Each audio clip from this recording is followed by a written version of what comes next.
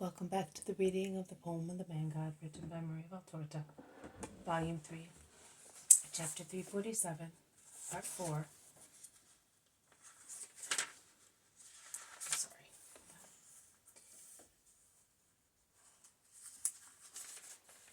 From Capernaum to Nazareth, with Manaen and the women disciples. Jesus speaks. Come here, mother. Do not blush. Do not withdraw shyly, sweet dove of God.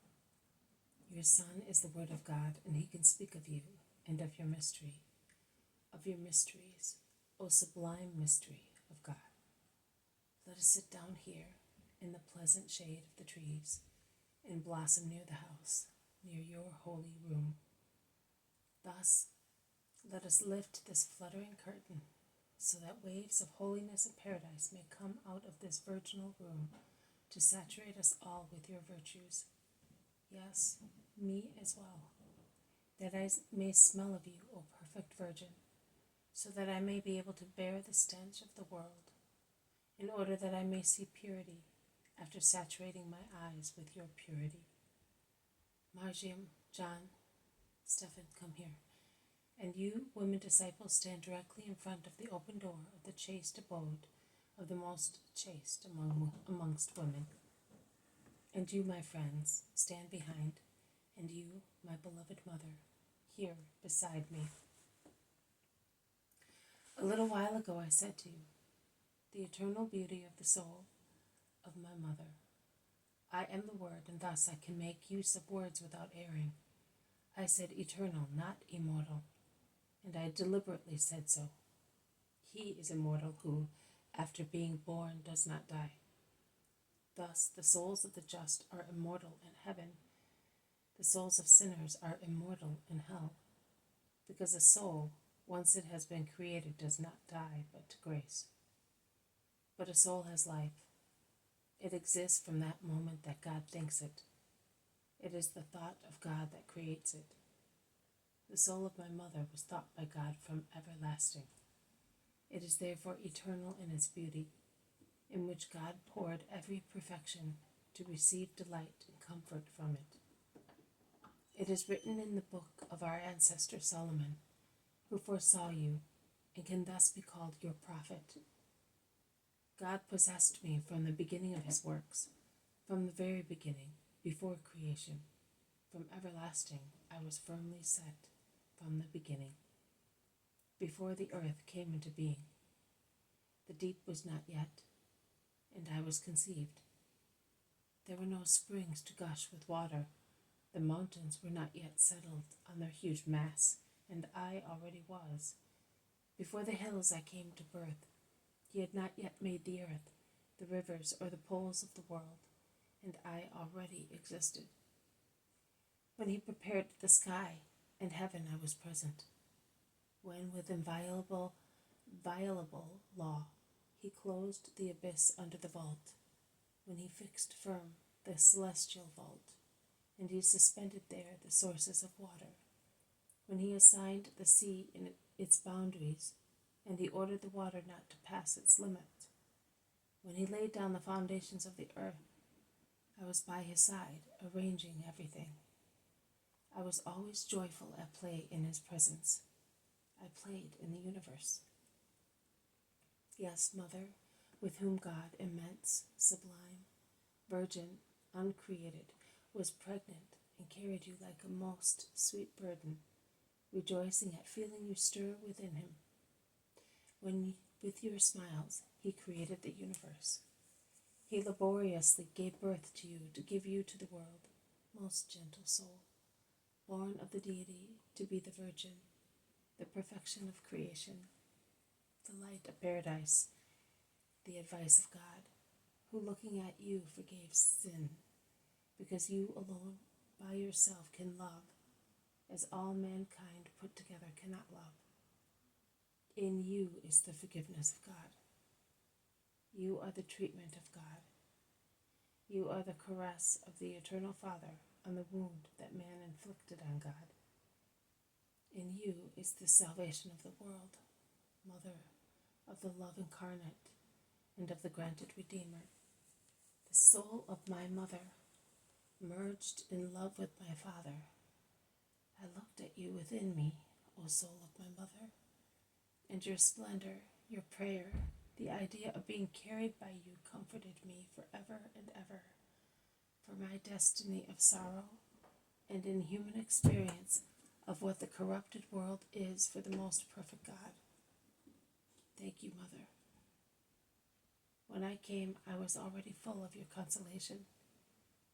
I descended, perceiving you alone, your perfume, your song, your love, joy, my joy.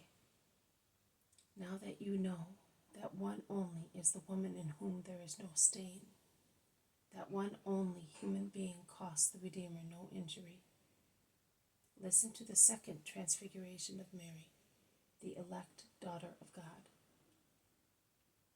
It was a clear afternoon in the month of Adar, and the trees were in bloom in the silent kitchen garden, and Mary, Joseph's bride, had picked a flowery branch to replace the one that was in her room.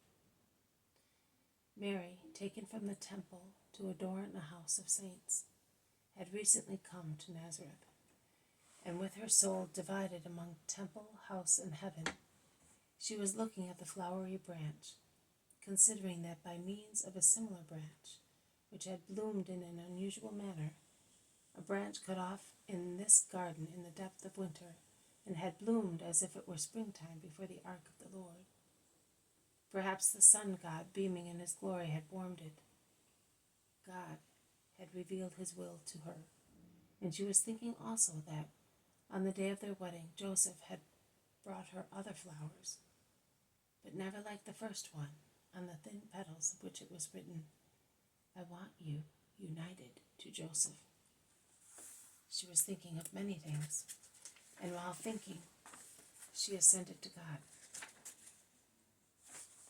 Her hands were busy with distaff and spindle, and was spinning a yarn that was thinner than the hair of her young head. Her soul was weaving a carpet of love, moving quickly, like a shuttle on a loom, from the earth to heaven, from the needs of the house of Joseph to those of the soul of God. And she sang and prayed, and the carpet was forming on the mystical loom. It rolled off from the earth to the heaven. It ascended to get lost up there. Formed with what?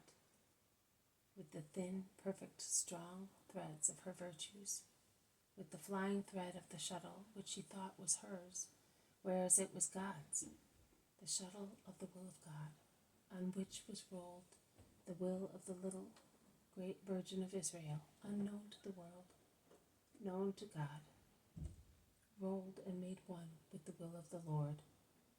And the carpet was adorned with the flowers of love, of purity, with palms of peace and palms of glory, with sweet-smelling violets, with jasmines, every virtue flowered on the carpet of love, which the Virgin of God unrolled invitingly from the earth to heaven. And as the carpet was not sufficient, she thrust her heart, singing, Let my beloved come into his garden and eat the fruit of his trees. Let my beloved come down to his garden, to the bed of spices, to pasture in the gardens and gather lilies. I am my beloved's, and my beloved is mine. He pastures among the lilies. And from infinite distance, among torrents of light, a voice came that human ear cannot hear, and human throat cannot utter. And it said, How beautiful you are, my love, how beautiful you are. Your lips distill wild honey. You are a garden enclosed, a sealed fountain, my sister, my promised bride. And the two voices joined together to sing the eternal truth. Love is stronger than death. Nothing can quench or drown our love.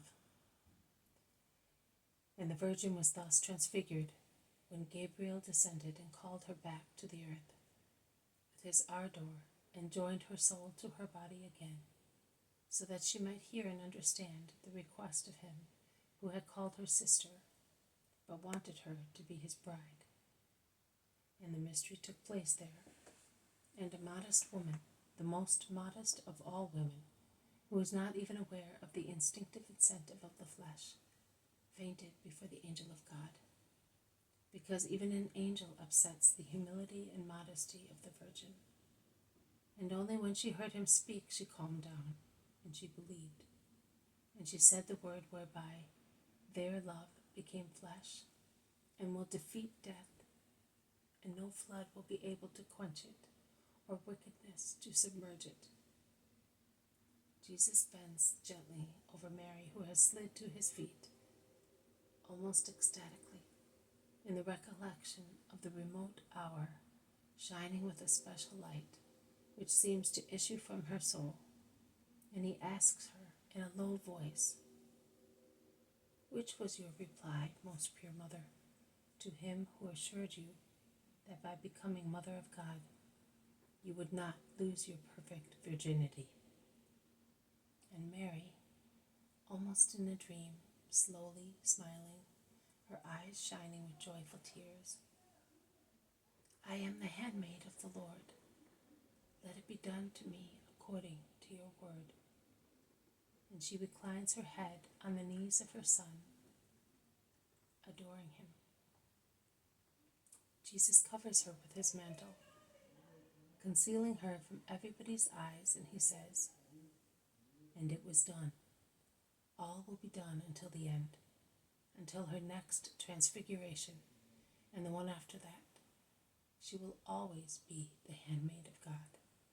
She will always act according to what the word says. My mother, that is my mother. And you ought to begin to become fully acquainted with her holy figure. Mother, mother, raise you face, my beloved. Call your devout admirers back to the earth, where we are for the time being." He says, uncovering Mary after a little while, during which no noise was heard, except the humming of bees and the gurgling of the little fountain. Mary raises her face, wet with tears, and whispers, "Why did you do that to me, son? The secrets of the king are sacred." "But the king can reveal them whenever he wishes, Mother. I did it so that the words of the prophet may be understood. A woman will enclose the man in herself, and the words of the other prophet. The virgin will conceive and give birth to a son. And also that my disciples, who are struck with horror at too many things that they consider degrading for the word of God, may have as the counterbalance many other things confirming them in the joy of being mine. Thus they will no longer be scandalized and will conquer heaven. Now those who have to go to the house where they are guests may go. I am staying with the women in Margium. All the men must be here tomorrow at dawn, because I want to take you to a place nearby. We shall then come back and say goodbye to the women, and then we shall go to Capernaum to gather other disciples and tell them to follow the women." This has been a reading from the poem of Man God, written by Maria Valtorta, Volume 3, Chapter 347, Part 4, From Capernaum to Nazareth, with Manaen and the women disciples. Thank you for listening. I will see you tomorrow. May God bless you, and may peace be with you.